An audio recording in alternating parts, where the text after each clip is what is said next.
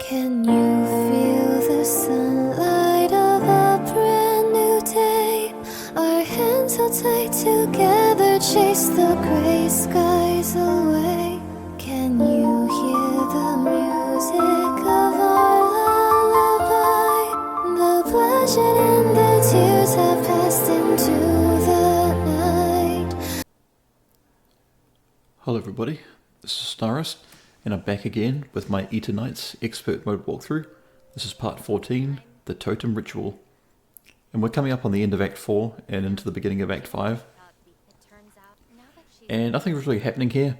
I'm just using the remaining time that I have left in order to do a little bit of a wrap up and, you know, get some more white essence to buy more skills and just getting myself prepared for the final battle. Nothing really important happening for a couple of minutes. But, you know, I gave it a bit more thought before getting ready to record this, and it's crazy to me that in the entire run of the course for the 2020s, only 2 games have been competing for my favourite to come out of the 2020s, and that's been Ghost of Tsushima back in 2020, and this game which came out in 2023. I mean, even though I've been doing nothing but singing praises for this game, I think we can both, or all of us can figure out, you know, between the two of them, which one I would prefer more, because Ghost of Tsushima is an amazing fucking game. I wish I could skip the cutscenes on a new game, because I've got plenty of save games to tell me otherwise, but it's another one of these games I've put more than 1,000 hours into, which, you know, it's the sort of game you only play once or twice and never again, put about 100 hours into it and then you leave it alone. But no, not me. And I actually have it marked down for a challenge run. And it's a challenge run that I've done twice before, and I'll be looking forward to doing it a third time, until I actually go to do it and realise how much I hated it the first couple of times around. But man, Ghost of Yotei, what a fucking shit show that game was. Imagine getting the idea that you're going to have an Assassin's Creed Brotherhood type of game, where Jin's training the next generation of shinobi, and under his guidance he teaches them the importance of restraint against the innocent, while also punishing the wicked. And then the Mongols invade a second time, but this time they're heading to the mainland. And Jin takes his band, along with Yuna and his other friends that want to join him, and they go to the mainland and fight. And the game ends by his shinobi carrying on his teachings, but he has to give up his life to protect the mainland. And whereas everyone else condemns the ghost as a villain, and he slowly gets forgotten by history, you got that one secret society, which Jin shinobi carried on his legacy. Imagine that. What a missed opportunity that was. So anyway, but 2023 was a really great year for me in terms of games. Like, I know everyone of an older generation who played games back in the 90s and the early 2000s most prominently, and I was more of a 2000s kid, not a 90s kid, but, you know, I think I can agree that games from the 2000s all the way up to the early 2010s were definitely the best games. Everything else from mid-2010s onwards has just been nothing but, well, I mean, sure, there's been some good games here and there, but most of it's just been garbage and slop and just nonsense.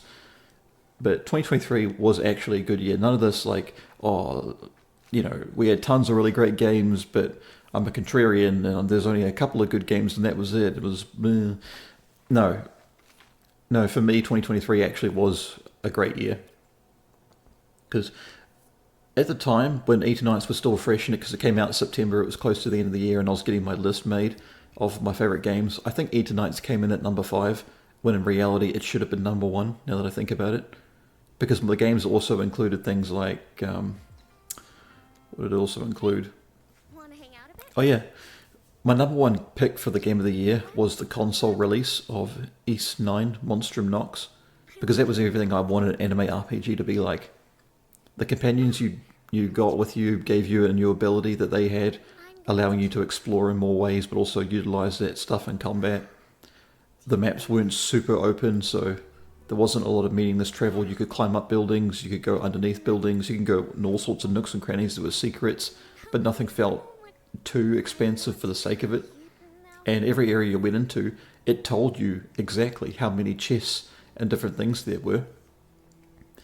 And, you know, so it could easily help you track down the need to find things.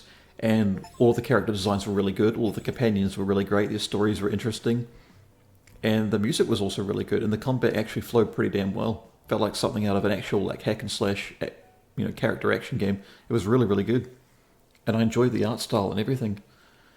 I always get the need to want to go back and play that game, but I don't think I would, because I think my first time through the game took like 35 to 40 hours, and I'm not sure I wanted to go through that again. I've kind of fallen out of love with a lot of open world games or RPGs that go on that long. I'd rather a short like 6 to 10 hour game, but that short 6 to 10 hour game has many ways you can play it and go back over and over and over again. That's more my style. But yeah, as far as the other games I play goes, Armored Core 6 was a big one because I'd never played an Armored Core game before, but this was my first. And, I see the other Armored Core games and I'm sure they're fine, but they just don't look very appealing to me. They don't look like they flow very well. But Armored Core 6 was great, loved it. The only gripe I had was by the end of the game when I'd gotten all the endings.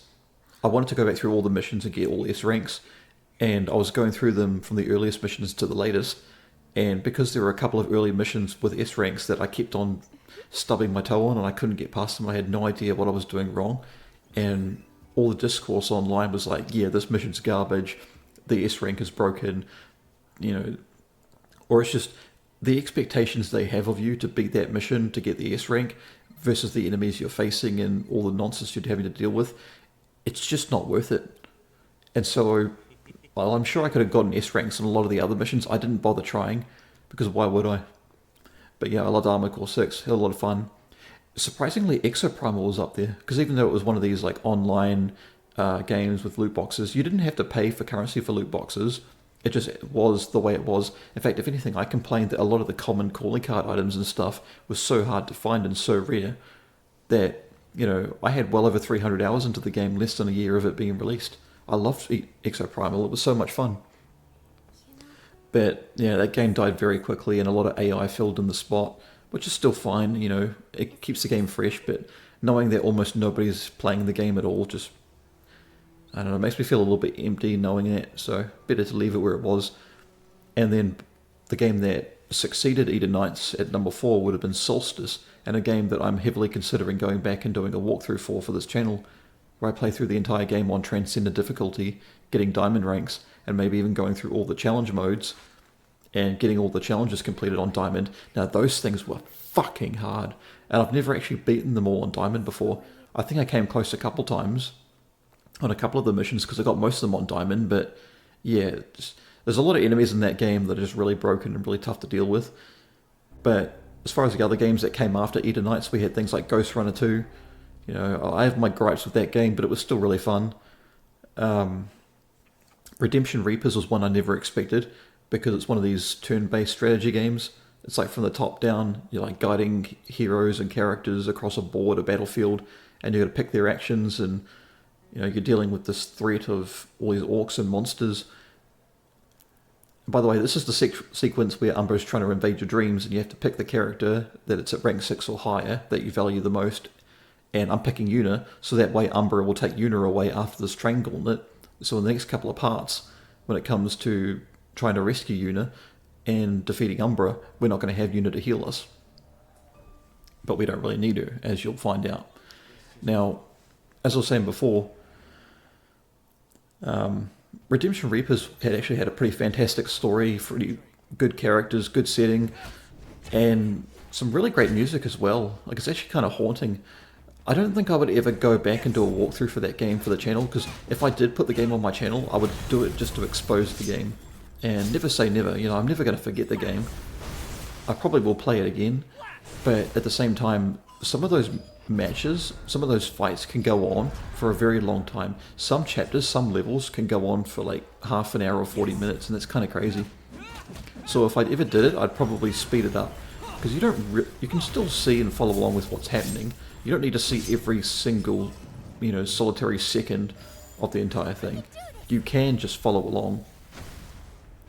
But, now that I'm talking about it, I'm getting kind of hyped up, and I would be keen to revisit Redemption Reapers, getting it through Steam and getting it for the channel and, bringing more attention to it. Because it's a really fantastic game, I think.